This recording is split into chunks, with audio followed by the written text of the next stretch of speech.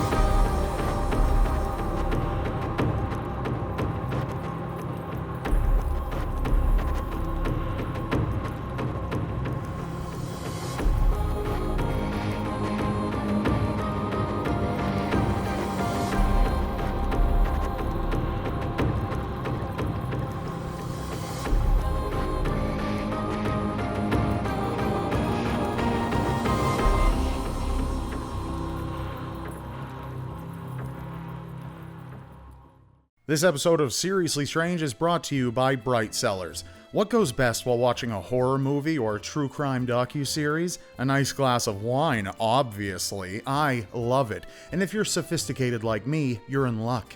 Bright Cellars is a monthly wine delivery club that allows you to try new delicious wines from all over the world from the comfort of your own home. One of the best parts about Bright Cellars is they have you fill out a 7-question quiz when you sign up, where they ask what your favorite foods are. Then, they use your answers to determine which wines would best fit your taste. And let me tell you, they're accurate. The wine is amazing, perfect for me and no one else, ever. So hit up the link in the description below and take their quiz. My viewers get a whopping 60% off of their first 4-bottle box. Aside from amazing customer service, Bright Cellars will also teach you about your wines and the best pairings for them. Just don't ask them which wine goes best with the flesh of your enemies. They won't email you back. But I bet you guys would answer Dr. Lecter, right? Totally unfair. He always gets all the emails. Look at these nice, full-sized bottles. These aren't cheap samples. Bright Cellars is the real deal, and the wines taste amazing. My favorite ended up actually being Jetbird's Merlot. I'm more of a Cabernet Sauvignon kind of guy, but look at that label too. Look at that. I want that tattooed on my face. I wondered how accurate their quiz was going to be, and honestly, it's like the people over at Bright Cellars have been watching me through hidden cameras my whole life, like the Truman Show, because they nailed it. Also, I'm terrified of open water. So again, head down to the description below and hit the link, take the quiz, and get 60% off of your first 4-bottle box, just for my viewers, courtesy of Bright Cellars. And as always, when you use my sponsors, you help me create more content. For now, I'm gonna go have another glass. Thanks for listening, Sláinte, and back to the episode.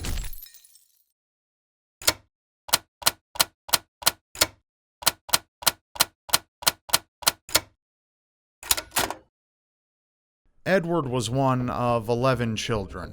He and his family arrived in Crawford County, Pennsylvania in 1983 when he was 18 years old. From a young age, Edward was considered a bit of a rebel to the Amish way of life. He was fascinated with the meager machinery that they would allow themselves. He worked on a sawmill on the family property and could repair diesel engines.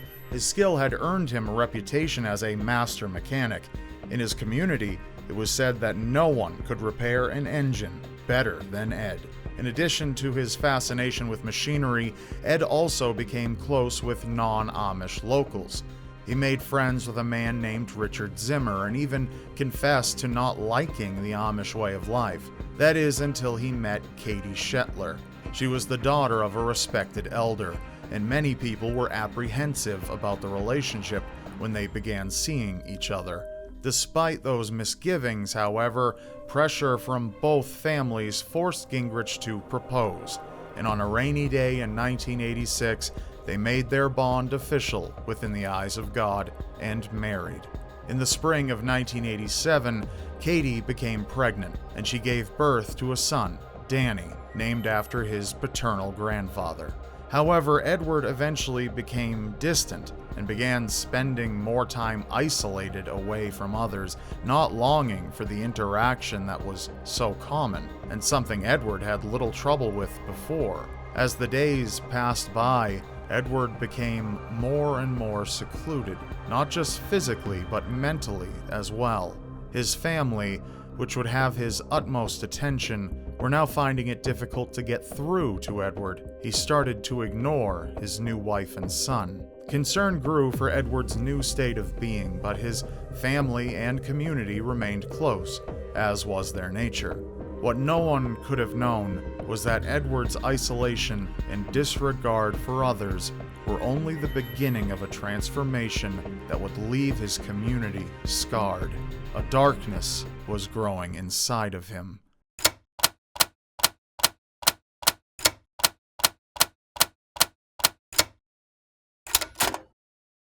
By July of 1988, Edward began to fall ill. He suffered from dizzy spells and was sleeping an abnormal amount. His worried wife contacted a medic favored by the Amish. The man was a chiropractor whose focus was on drug-free treatment. He prescribed Edward a toe pulling and a foot rub. He also gave him a jar of molasses for purifying his blood and charged $25 for the service.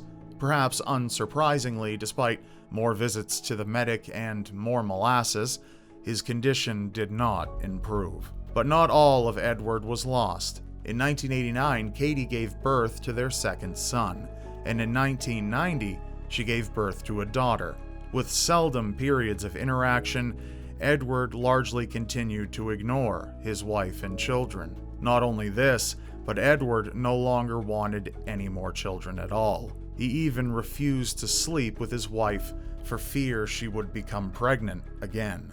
By 1991, Edward's health continued to worsen, and he was further harmed by exposure to a solvent in his machine shop. It was around this time that his mental health became impaired as well. He began howling and racing around his living room on all fours like a wild beast. Throughout 1992, his behavior became more bizarre.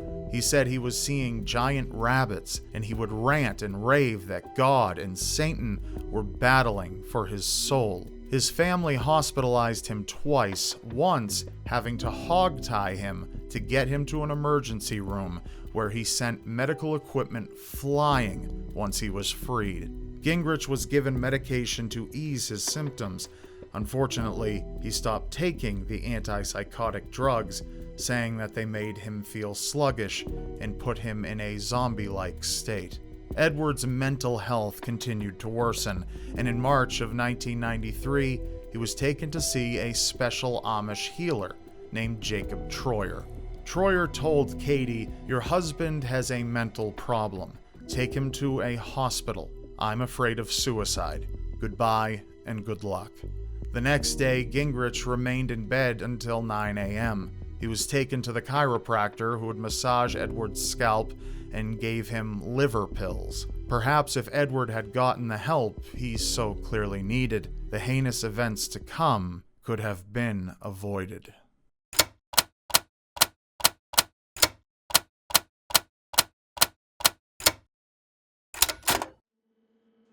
One non-Amish friend Edward had met through the sawmill was a born-again Christian, David Lindsay. They became fast friends, but David often tried to convert Edward. He told him that unless he renounced his Amish faith and became a born-again Christian like Lindsay, he would go to hell. David, as well as other evangelists who visited the woodshop, lectured Edward about renouncing his faith and led him to believe that he was being confined and held captive by his wife, Katie. With Edward's worsening mental state, he began to associate his wife with the devil. On May 18, 1993, Gingerich had been severely depressed and threatening suicide. That day, he entered his kitchen where Katie was working and punched her in the face, knocking her to the ground. He shouted at her, "I am the devil." Katie yelled to her 6-year-old son Dannie and told him to fetch Dan Gingerich, Edward's brother. When the young boy arrived at his uncle's house, he said that Daddy isn't well. Knowing of his brother's illness, Dan raced to Edward and Katie's home and was met with a gruesome scene. When he arrived, Edward was on top of Katie and punching her in the face. He stood up and smashed his right foot into her mouth and nose. Dan tried to stop his brother, but then fled to the nearest house to seek more help. Meanwhile, Edward put on his work boots and again smashed his wife in the face, crushing her head until her brains began oozing out. He then undressed his wife's corpse, grabbed a steak knife, and slashed open her stomach. Edward reached inside and removed her heart, lungs, spleen, liver, kidneys, ovaries, and intestines, then stacked these in a neat pile beside her corpse. He then washed himself in the sink, threw his Bible into the fireplace, and told the children to put on their coats. He told them he was taking them to their grandfather's home and then returning to burn down the house. Fortunately, for his children's sake, Edward did not make it that far.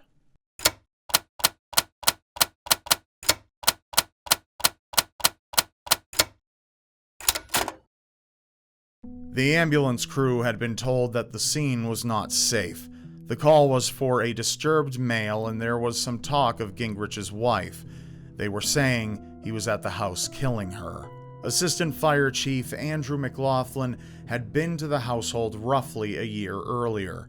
He had met Edward and had witnessed him howling like a dog, cackling and spitting like a madman, and fighting tooth and nail while his family and the ambulance crew wrestled him into restraints. McLaughlin had ridden in the back of the ambulance that day and had heard Edward whisper that his heart was loose and that he was drowning on the inside. This time, the emergency crew were expecting the same thing. However, when they encountered Edward on the road with his 4-year-old son and 3-year-old daughter, he was calm and quiet. He told them that his father would understand. So when McLaughlin drove up to the Gingerich home, he was not prepared for the nightmare he would find inside. The naked body of Katie Gingerich lay face up on the floor. Her skull had been smashed, and her internal organs lay on the floor beside her. McLaughlin radioed back to his crew, telling them to send the police right away and keep an eye on Gingerich. One of the EMTs was so disturbed that she immediately ran from the house to be sick upon seeing the dreadful scene. When police arrived, Edward was promptly arrested. He was advised of his rights and freely admitted that he had killed his wife. When Edward arrived at the police station, he was ordered to take off his boots and coat so that they could be taken as evidence. As he did, a piece of flesh fell from the boot. Still suffering from his delusions, during the police interrogation, he told officers that, for some reason, I think we could still save her. It was while he was being held for the trial that Edward had been diagnosed with paranoid schizophrenia. At last, a name could be given to the illness that had plagued Edward. Unfortunately, the diagnosis came far too late to save Katie.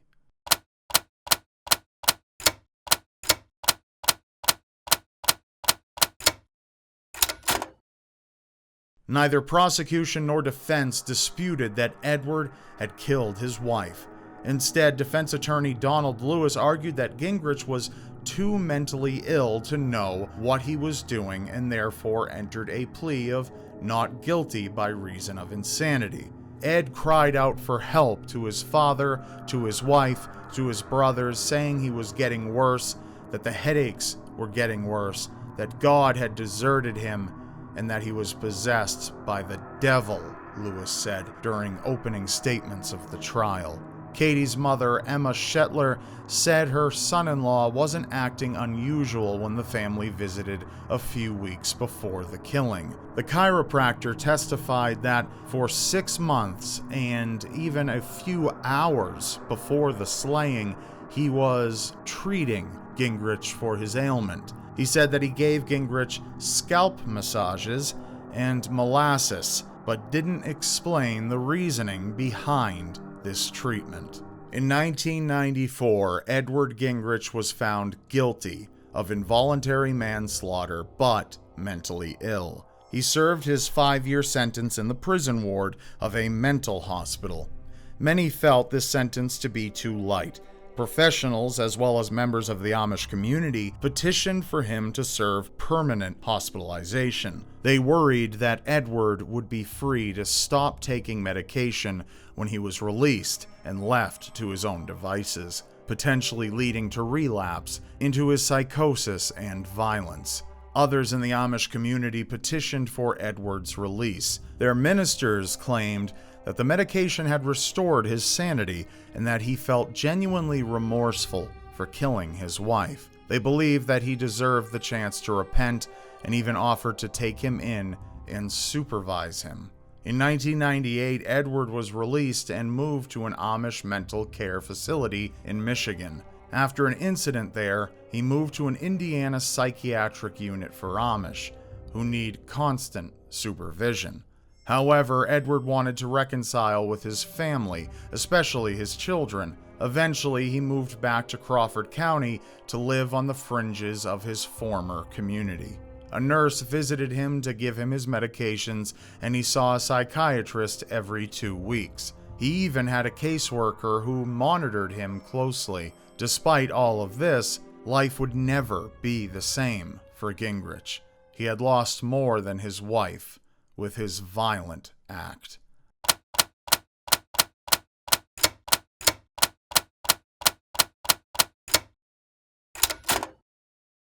While 2 of his brothers and his teenage sons reconciled with him, Edward was still shunned by the rest of the community, and by associating with him, his family was shunned along with him. His teenage daughter lived with her grandparents and had been forbidden to see her father. Emotions ran so high over the presence of a killer among them that when some of the Gingerich teens tried to attend a youth prayer meeting, they were arrested for defiant trespass. Things came to a head in April of 2007 when Edward and his sons kidnapped Mary and held her captive for 5 days.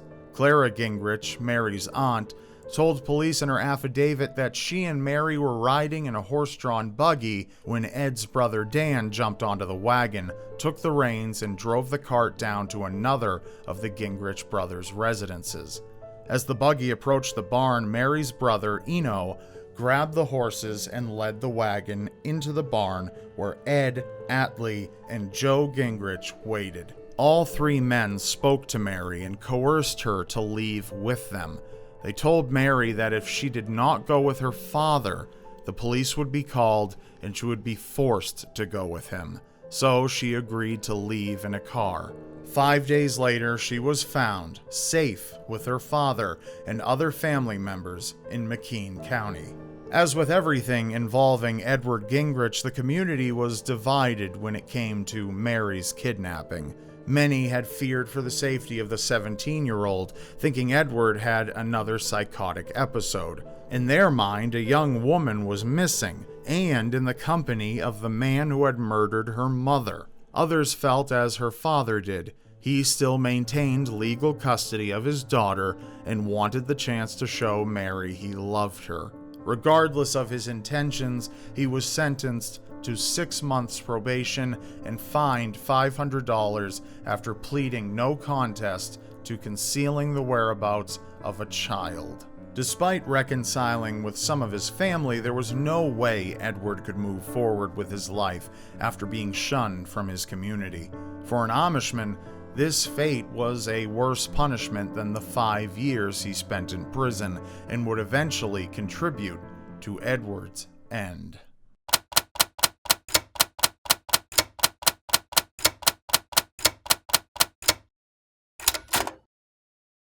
Those around Edward said he struggled with his guilt. He was depressed that he couldn't see the rest of his family, or they would be at risk of being shunned themselves. Eventually, his depression would grow until, in 2011, nearly 2 decades after killing Katie, Edward was found dead of an apparent suicide.